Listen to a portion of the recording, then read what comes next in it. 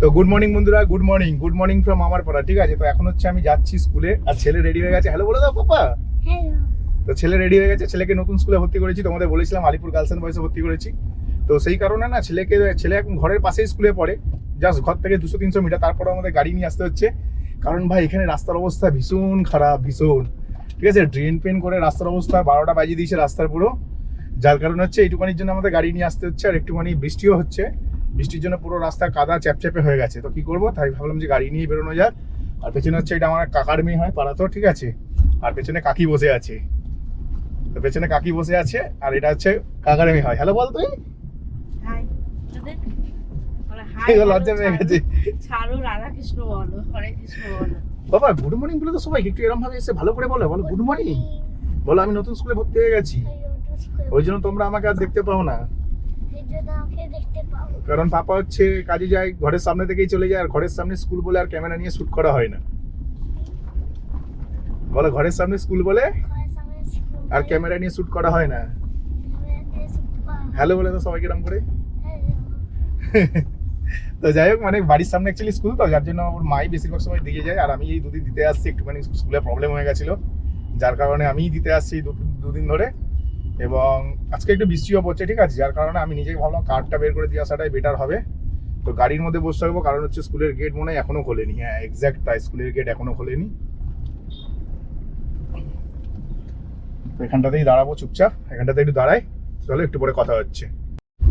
তো good morning বন্ধুরা, good morning. তো সকালবেলায় বেরিয়ে গেছিলাম, ছেলেকে নিয়ে স্কুলে দিয়ে এলাম। ঠিক আছে, তারপরে কি করলাম তারপরে সেটাই বলছি। অ্যাকচুয়ালি আমি সকালবেলা আজকে উঠেছিলাম ভোর 5টার সময় উঠে বলি কাজে যাবো। দেখলাম বাইরে প্রচন্ড বৃষ্টি হচ্ছে, প্রচন্ড মানে বেশ ভালো লেভেলেরই বৃষ্টি হচ্ছিল। ঠিক আছে, তো আমি ভাবলাম না এখন তো আর কাজে যাওয়া যাবে না, কারণ হচ্ছে আমি যদি কাজে চলে যাই আমার ছেলে স্কুলে যেতে অসুবিধা হবে, কারণ আমাদের বাড়ির রাস্তাতে প্রচুর বাজেভাবে কাজ হচ্ছে বলতে গেলে বেশ ভালো লেভেলেরই কাজ হচ্ছে, হাইড্রেনের কাজ হচ্ছে। তো রাস্তায় ভীষণ কাদা, তো ছেলে স্কুলে যেতে অসুবিধা হবে। কেন যাওয়ার সময় যদি কাদা মেখে চলে যায় তাহলে সারাদিনের ব্যাপার বুঝতে পারছো স্কুলে কী হবে। তো অনেকদিন ধরে তোমাদেরকে আমি আমার ছেলের স্কুলও দেখাইনি, ভেবেছিলাম ছুটির সময় দেখাবো হয়তো। তো আমি হচ্ছে তারপরে বাড়িতে এলাম মোটামুটি 7টা 15-20 নাগাদ, ছেলেকে স্কুলে ঢুকিয়ে বাড়িতে আসার পরে বাড়িতে এসে বসেই আছি, টিপ ঢোকে না। মানে ধরে নাও আমি 7:30টায় লগ ইন করেছি, আর এখন বাজছে সকাল 9টার সময় ট্রিপ পেয়েছি। মানে 1.5 ঘন্টা বসার পরে আমার পছন্দ মতন ট্রিপ পেয়েছি। দেখো ভাই আমি সব জায়গায় যাই না, পরিষ্কার কথা, সব জায়গায় যাই না, সবার ট্রিপ করি না। সব থেকে বড় কথা, যারা কম পয়সা গাড়ি করছে তাদের ট্রিপ একদমই করি না, তাদেরকে রিকোয়েস্টই পাঠাই না। আর সব থেকে বড় একটা ব্যাপার বলে দিচ্ছি তোমাদেরকে আমি, কখনো যদি দেখো কোনো প্যাসেঞ্জার কম ভাড়া দিচ্ছি, মানে তোমরা জানো যে ভাড়াটা রিকমেন্ডেড প্রাইস 200 টাকা হওয়া উচিত, অথচ প্যাসেঞ্জার ভাড়াটা কমিয়ে 150 টাকা করে রেখেছে। ঠিক আছে, 150 টাকা করে রেখেছে। সেই ক্ষেত্রে তোমাদেরকে আমি বলে দিই, তোমরা বেশি কিছু না, জাস্ট দেখবে ডান দিকের কোণে 3খানা ডট আছে, ওই ডটের মধ্যে ক্লিক করবে, রিপোর্ট বলে একটা অপশন আছে, রিপোর্ট বলে লেখা আছে, জাস্ট রিপোর্টে ক্লিক করে দেবে। রিপোর্টে ক্লিক করে গেলে তাহলে রিপোর্টে যখনই ক্লিক করবে তখনই আমাদের সিস্টেম বা সার্ভার যেটা আছে ইনড্রাইভের, তাদের কাছে রিপোর্ট চলে যাবে যে প্যাসেঞ্জারটা কম ভাড়া দিচ্ছে, রিকমেন্ডেড প্রাইস দিচ্ছি না। ঠিক আছে, তো তখনই তার ট্রিপটা তার অ্যাপ থেকে মানে ক্যান্সেল হয়ে যাবে বা ক্লিয়ার হয়ে যাবে। ঠিক আছে, ক্লিয়ার হয়ে যাওয়ার পর ওনাকে নতুন করে সার্চ করতে বলবে, তখনই অটোমেটিক রিকমেন্ডেড প্রাইস ফের নেবে। ফের যদি ওরকম করে, যতবারই ওরকম করবে ততবারই তোমরা এরকম করতে পারো, কোনো বড় ব্যাপার নেই এটা। ঠিক আছে, এটা আমি তোমাদের শিখিয়ে দিলাম, এটা সবাই শেখাবে না, আমি তোমাদের শিখিয়ে দিচ্ছি। ঠিক আছে, আমি এই করেই সব থেকে বেশি ভাড়া পাই। অনেকে বলো না তোমরা যে আমি কিভাবে বেশি ভাড়া দেয় আমাকে সবাই।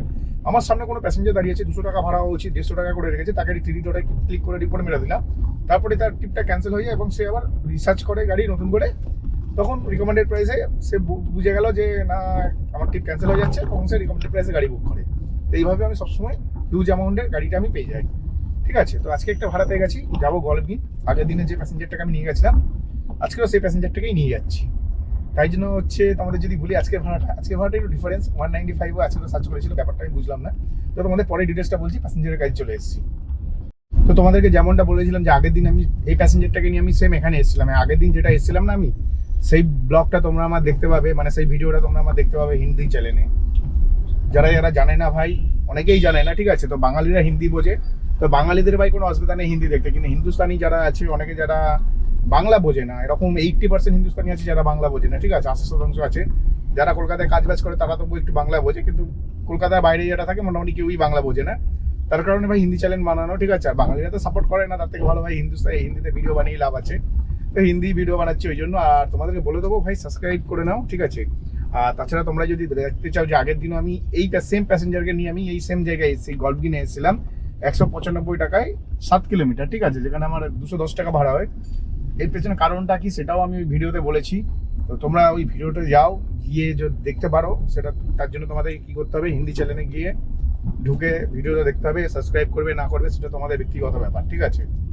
তো যাই হোক, মোটামুটি আমি এখন চলে এসেছি গলগিনে। 7 কিলোমিটারে আজকে নিচ্ছি 220 টাকা, আগের দিন নিয়েছিলাম 195 টাকা, আজকে নিচ্ছি 220 টাকা। 220 টাকা নিচে গাড়ি চালাবো না, চলবে না, এরকম একটা ব্যাপার ছিল। তো এখন গাড়ি চালিয়ে চলে এসেছি গলগিনে। কিন্তু ব্যাপারটা হচ্ছে আগের দিনও সেম একই অবস্থা ছিল, এখান থেকে খুব একটা ভাড়া ছিল না, আজকেরও নেই। তো দেখা যাক কতক্ষণে ভাড়া পাই, ততক্ষণ একটু পার্কিং করে নিই গাড়িটা। তো আমার হাতে আছে দুখানা রুটি। হ্যাঁ, এইটা একটা রুটি মডার্নের, ঠিক আছে, মডার্নের এটা ক্রিম ট্রিট চকো ক্রিম বাম, ঠিক আছে, অসাধারণ রুটি। আর এটা হচ্ছে মডার্নেরই, এটা স্ট্রবেরি, ঠিক আছে, এটা স্ট্রবেরি। তো এই দুখানা রুটি আমি কিনেছি খাবো বলে এখন, ঠিক আছে, খাবো বলে। সবার আগে তোমাদের বলে দিই, এই যে রুটিটা না আগের দিন আমি খেয়েছিলাম। অ্যাকচুয়ালি আগের দিন আমি যখন কাজ থেকে আসি তখন আমাদের বাড়িতে নিরামিষ, মঙ্গলবার ছিল। তো মঙ্গলবার দিন নিরামিষ থাকার কারণে আমাকে না, মানে বাড়িতে যাওয়ার পরে আমি যখন খাবার আছে গিয়ে দেখি খাবার নেই, প্রচণ্ড জোর খিদে পাই, দোকানে যাই। আর আমি না অয়েলি খাবার থেকে দূরে থাকি, অয়েল মানে একদম অয়েল থেকে দূরে থাকি এই কারণে, কারণ পেটের ফ্যাটটা না অনেক বেশি বেড়ে গেছে। তো এই যে রুটিটা খেলাম, মানে ক্রিম রুটি আমি অনেক খেয়েছি, বিভিন্ন রকম দোকানে বিভিন্ন রকম কোম্পানির খেয়েছি, কিন্তু সব থেকে বেশি ক্রিম আছে ভাই এই রুটিগুলোতে, ঠিক আছে, এই রুটিগুলোতে সব থেকে বেশি ক্রিম আছে আর অসাধারণ টেস্টি খেতে। আমি কোনো খাবারের ফুড ব্লগ বানাচ্ছি না, তাও তোমাদের দেখালাম, কারণ হচ্ছে তোমরা রাস্তাঘাটে চলো, তেল খাবার থেকে এটা খাওয়া অনেক বেশি ভালো। কিন্তু ক্রিম রুটি কিনলে মডার্নেরই কিনবে, কারণটা বলছি, এই রুটির মধ্যে যে ক্রিমটা দেওয়া থাকে না ভাই, ঢেলে ঢেলে ভরে ভরে ক্রিম দেওয়া থাকে, তোমরা না দেখলে বিশ্বাস করবে না। জাস্ট প্যাকেটটা দেখো, প্যাকেটটা খুললাম, প্যাকেটের গায়ে ভর্তি ক্রিম, দেখেছো, ভর্তি ক্রিম প্যাকেটের গায়ে। আর এর মধ্যে তাহলে কতটা ক্রিম হবে তোমরা নিজেরাই চিন্তা করো।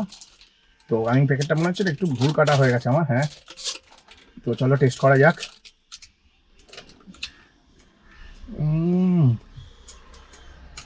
এক নম্বর ভাই, এক নম্বর, জাস্ট অসাধারণ, ঠিক আছে।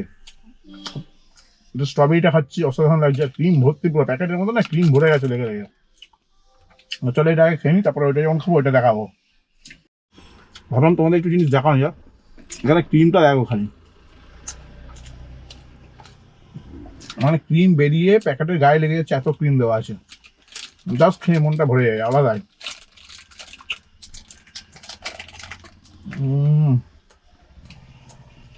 খুশ হয়ে গেছে ভাই, মানে খাচ্ছি তো মনটা পুরো খুশি হয়ে যাচ্ছে একদম, মানে হচ্ছে পার বাইটে আনন্দ, পরিষ্কার কথা। এইবার খাওয়ার পালা হচ্ছে, আগেরটা তো স্ট্রবেরি খেলাম, জাস্ট অসাধারণ খেতে। আর ওটার মধ্যে না কিশমিশ আছে, কিশমিশ মানে আগেকার দিনে দেখবে 10 টাকা দামে 5 টাকা দামের কেক পাওয়া যেত না, ওর মধ্যে কিশমিশ থাকতো এত বড় বড়, বা একটা রুটি থাকতো গোল রুটির মধ্যে একটু হালকা চিনি দিয়ে একটা এত বড় কিশমিশ থাকতো, ওপরে মিষ্টি পাউরুটি বলে বা বোন পাউরুটি বলে ওইটা। তো যাই হোক, আমি ভাত বাড়িতে কিন্তু খেয়েছি, এরকম না যে আমি খেয়ে আসিনি বা আমার খিদে পেয়েছে বলে খাচ্ছি, তা না। আমার না কালকে আমি এই রুটিটা প্রথম খেলাম, আর খেয়ে আমার এত ভালো লাগলো, এত ভালো লাগলো যে আমি বউকে বলেছি যে তুমি এই রুটিটা কিনে নিয়ে আসবে, কিন্তু এর মধ্যে ক্রিম কোথায় ভাই, আমি তো এটাই বুঝতে পারছি না ভাই রে। এটা খাওয়ার পরে এবার রিভিউটা দেবো, কারণ আগেরটাতে ভাই চকলেটে ভাই ক্রিম আমার কম আছে মনে হচ্ছে। তো একটা বাইট দেওয়া যাক।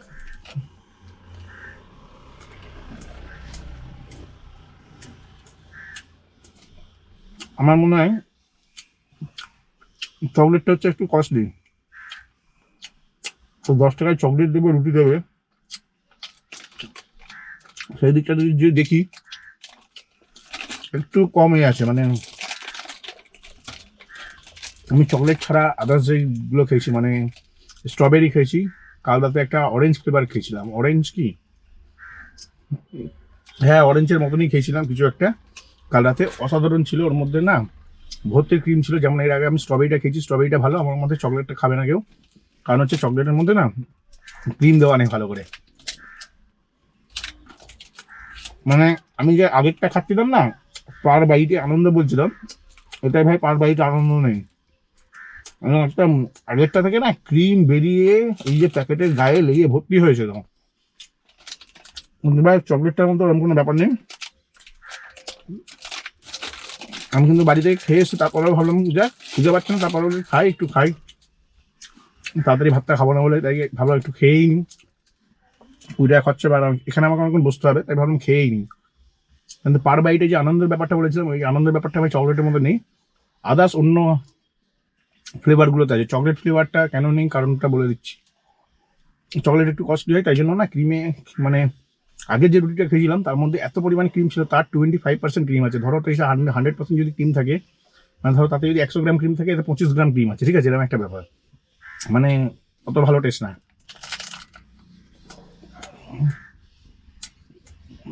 তাও যে খুব একটা খারাপ সেটাও বলবো না, 10 টাকায় ওকে। চকলেটটা বাদ দিয়ে অন্য কিছু খেলো। চকলেটটা আমার অত বেশি পছন্দ হয়নি, কারণ এখানে ক্রিম নেই। শুকনো শুকনো রুটি খেতে ভালো লাগে না কোনো। আমি যে রুটিটা খাচ্ছি শুকনো শুকনো খাচ্ছি, ঠিক আছে, তো শুকনো শুকনো রুটি খেতে ভালো লাগে না, তাই জন্য চকলেটটা বাদ দিয়ে খাবে, তোমাদের ভালো লাগবে।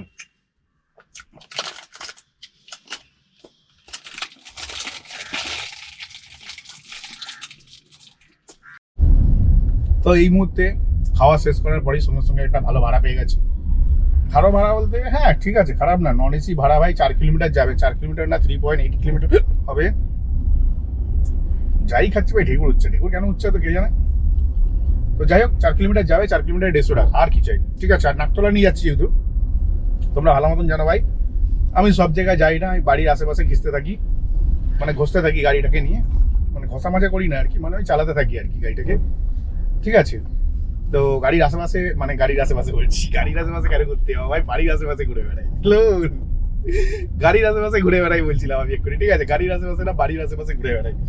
তো ব্যাপারটা হচ্ছে এখন একটা ট্রিপ পেয়ে গেছে, কিন্তু প্যাসেঞ্জারটাকে পিক আপ করতে পারবো নাকি জানি না, কারণ যে পিক আপের লোকেশনটা যেটা দেখাচ্ছে না ভাই, খতরনাক বেলা লোকেশন দেখাচ্ছে। আমার মনে হয় না ওইদিকে কোনো রাস্তা আছে, আমি যতদূর জানি রাস্তা নেই। হ্যাঁ এক্স্যাক্ট তাই, এদিকে কোনো রাস্তা নেই। এবার আমি যাবো কি করে এখানটাতে, এ তো বিশাল বাজে ব্যাপার হয়ে গেল। প্যাসেঞ্জারকে বলি আমি যেতে পারবো না, আসলে আসবে না ক্যান্সেল করে দেবো, দুটোর মধ্যে একটা করবো, ঠিক আছে। এই ট্রিপটার ব্যাপারে পরে বলছি, একটু গন্ডগোল হয়ে গেছে। তো যেমনটা তোমাদের বলেছিলাম, একটু প্রবলেম হয়ে গেছে, প্যাসেঞ্জারটাকে পিক আপ করতে পারবো না। তো আমি ভেবেছিলাম প্যাসেঞ্জারটা যদি আমার সাথে মানে বলতো যে না দাদা আসতেই হবে, আমি ওনাকে বলতাম আপনাকে স্যালুট, আমার তরফ থেকে ট্রিপ ক্যান্সেল, সোজা মুখের ওপরে বলে দিতাম, ডাইরেক্ট এরকমভাবেই বলতাম, যেমনভাবে তোমাদের সাথে কথা বলছি, ঠিক আছে, আপনাকে স্যালুট, আপনার ট্রিপ ক্যান্সেল, অন্য গাড়ি দেখে নিন। আমার গাড়ি তো গলিগালাতেও ঢোকে না, পরিষ্কার কথা, ঠিক আছে। যেখানে ভাই ঢুকতে গেলে আমার অসুবিধা হবে, সেই পয়সা আমার লাগবে না, পরিষ্কার কথা, মুদ্রা কথা, সোজা কথা। এবার তোমরা সিধে কটা হিসেবে ভাবতে পারলেও ভাবো, ঠিক আছে। তো যাই হোক, আমাকে এখানে দাঁড়াতে হবে, দেখি প্যাসেঞ্জারটা আসুক। তো তোমাদের বলেই দিয়েছি নাকতলায় যাচ্ছি, সেখানে একটু ওয়েট করি। তো তোমরা আমাকে যেমন দেখছো আমি এখন ব্যাক গিয়ারে যাচ্ছি। হ্যাঁ ব্যাক গিয়ারে যাচ্ছি, কারণ যেই গলিতে ভাই পার্কিং করেছি সেই গলি থেকে না গাড়ি ঘোরানোর জায়গা নেই, আর ভয়ঙ্কর ভাই ব্যাক গিয়ার দিচ্ছি, মানে কি বলবো, মানে একটা বাম্পারে উঠে গেছে, আমি ভয় পেয়ে গেছি, এই রে কাকে ঢুকে দিলাম আবার। তো যাই হোক, মোটামুটি আমি হচ্ছে এখন একটা ভাড়া পেয়ে গেছি, একটা ভাড়া পেয়ে গেছি 6 কিলোমিটার রাস্তা। 6 কিলোমিটার রাস্তা কত টাকা হওয়া উচিত? 6 কিলোমিটার রাস্তা না, আমি 300 টাকা চেয়েছি প্যাসেঞ্জারের কাছ থেকে। একটা এর আগে একটা ভাড়া ছিল 5 কিলোমিটার 200 টাকা, তাই না, 5 কিলোমিটার 200 টাকা তো ভালো ভাড়া। তো আমি ইচ্ছে করে না 250 মেরেছি, কেউ না কেউ নিয়ে চলে গেছে। কিছু মাথা মোটা লোকজন আছে আমাদের শহরে যারা গাড়ি চালায়, কিন্তু ভাই গাড়ি চালানোর আসল নিয়ম জানে না, কোন সময়টা বেশি করে টাকা ইনকাম করতে হয় সেটাও জানে না, ঠিক আছে। কিন্তু গাড়িটা ধুতে গিয়ে 500 টাকা লাগবে সেটা কেউ জানে না। শুধু ধুতে ডিজেল ওয়াশ করাতে হবে তলাটা, এই সরি গিয়ার অয়েল দিয়ে ওয়াশ করাতে হবে। প্রথমে তো ডিজেল ওয়াশ করাতেই হবে তলাটা, প্লাস গিয়ার অয়েল দিয়ে ওয়াশ করাতে হবে। তো এই সমস্ত টাকাগুলো ভাই কে দেবে আমাদের?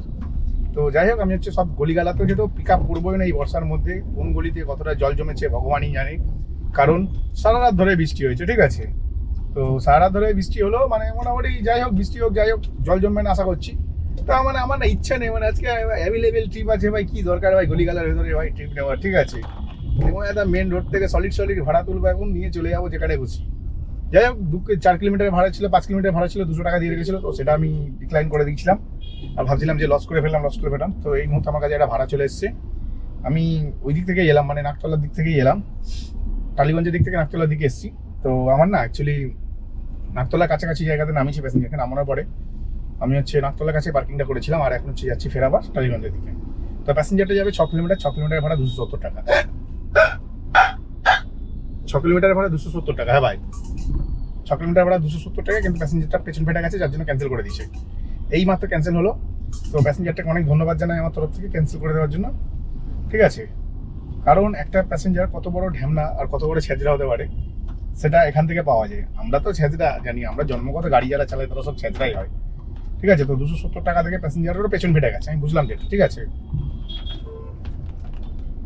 270 টাকা থেকে আমি যেটা বুঝলাম ভাই, প্যাসেঞ্জারও পেছন ফেটে গেছে। তো প্যাসেঞ্জার ক্যান্সেল করে দিচ্ছে, তো ক্যান্সেল করে দিচ্ছে, ডাজেন্ট ম্যাটার ভাই। Heavy level trip. তো এর সম্বন্ধে একটু রিপোর্ট মারবো ভাবছি। তো রিপোর্টটা কোথায় গিয়ে মারবো, একটু ব্যালেন্সটা চেক করে নি আগে, ব্যালেন্স কাটিনি। সবেমাত্র গাড়ি বের করে 500 মিটারের মতন এসেছি, প্যাসেঞ্জার ক্যান্সেল করে দিল। হ্যাঁ, তোমাদের বললাম না, তোমরা নজর দিয়ে দিয়েছো মনে হচ্ছে। তুমি নজর দিয়েছো নাকি? কেউ তো নজর দিয়েছো তোমাদের মধ্যে। যাই হোক, কোনো ব্যাপার না, ক্যান্সেল হয়ে গেছে। উপরবেলা যা করে মঙ্গলের জন্য, সবই মঙ্গল। তো এখানে একটু দাঁড়াবো, এই জায়গাটা আমার জন্যই বানানো হয়েছে। পরে আরেকটা জায়গা আছে, সেখানেও দাঁড়ানো যেতে পারে তো, কিন্তু সেখানে দাঁড়ানোর থেকে আমার মতো এই জায়গাটাতে দাঁড়াবো, কেন এটা আমার জন্যই, স্পেশালি আমার জন্যই বানানো হয়েছে, ঠিক আছে। তো চলো এখানে একটু ওয়েট করি।